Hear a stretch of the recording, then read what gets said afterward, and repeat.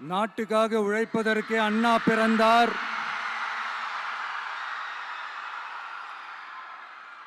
பொது நலத்தில் தானே நாள் முழுக்க கண்ணா இருந்தார்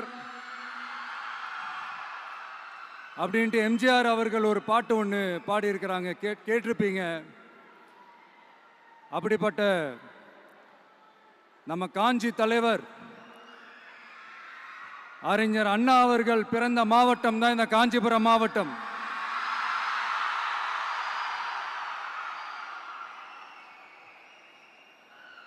தன்னுடைய வழிகாட்டின்றதுனாலேயே தான் ஆரம்பிச்ச கட்சியினுடைய கொடியில அறிஞர் அண்ணா அவர்களை வச்சவர் எம்ஜிஆர். ஆனா அறிஞர் அண்ணா அவர்கள் ஆரம்பிச்ச அந்த கட்சியை அதுக்கப்புறம் கைப்பற்றினவங்க என்னெல்லாம் பண்றாங்கன்னு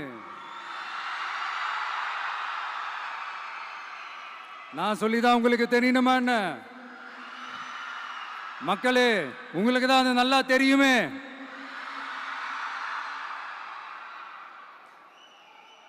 தனிப்பட்ட முறையில் எங்களுக்கும் அவங்களுக்கும் எந்த பிரச்சனையும் கிடையாதுங்க. எந்த வாய்க்கா வரப்பு தகராறுலாம் எதுவுமே கிடையாதுங்க. அப்படியே இருந்தாலும் அது நம்ம கண்டுக்கவே போறது இல்லைங்க. தனிப்பட்ட முறையில் அவங்களுக்கு வேணா நம்ம மேல வன்மத்தோட இருக்கலாங்க. ஆனா நாமெல்லாம் அப்படி கிடையவே கிடையாதுங்க. ஆனா உங்களை என்ன நம்ம எல்லாரையும் பொய் சொல்லி நம்ப வச்சு ஓட்டு போட வச்சு ஏமாத்தினாங்கல்ல,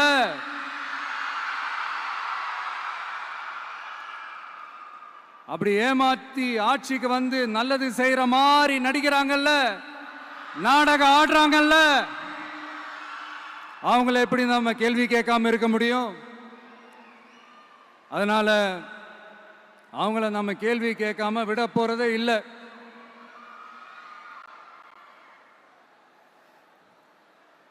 இதையே நான் காஞ்சிபுரம் மாவட்டத்தில் இருந்து நான் சொல்றேன்னா, தெரிஞ்சோ தெரியாமலோ இந்த மாவட்டத்துக்கும் நமக்கும் ஆட்டோமேட்டிக்காவே ஒரு கனெக்ஷன் ஒன்று ஏற்படுதுங்க.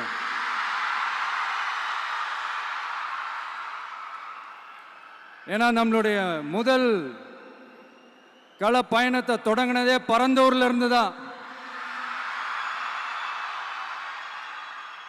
பரந்தூருக்கு போய் அந்த மண்ணில் நின்று அந்த மக்களுக்காக கேள்வி கேட்டதும் இதே அண்ணா அவர்கள் பிறந்த காஞ்சிபுரம் மாவட்டம் தான்.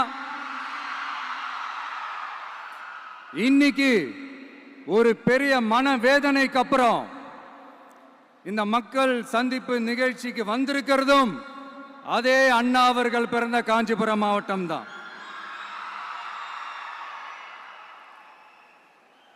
அதனால நமக்கு எல்லாமும் கொடுத்த நம்ம மக்களுக்காக எல்லா நல்லதையும் செய்யணும். அதுவும் சட்டப்பூர்வமாக செய்யணும், அங்கீகாரத்தோட செய்யணும், அதிகாரப்பூர்வமாக செய்யணும், ஒட்டுமொத்த தமிழ்நாட்டு மக்களுக்கும் செய்யணும், ஒரே மாதிரி செய்யணும், ஒரே எண்ணத்தோட செய்யணும். அந்த ஒரே லட்சியத்தோட தான் நாம் அரசியலுக்கே வந்திருக்கிறோம். அதனாலதான் மக்களிடம் செல் அப்படின்னு சொன்ன அண்ணாவை கையில் எடுத்தோம். அவங்க சொன்ன மாதிரி மக்களை நோக்கி போறோம். ஆனா மக்களிடம் செல்னு சொன்ன அண்ணாவை மறந்தது யாரு?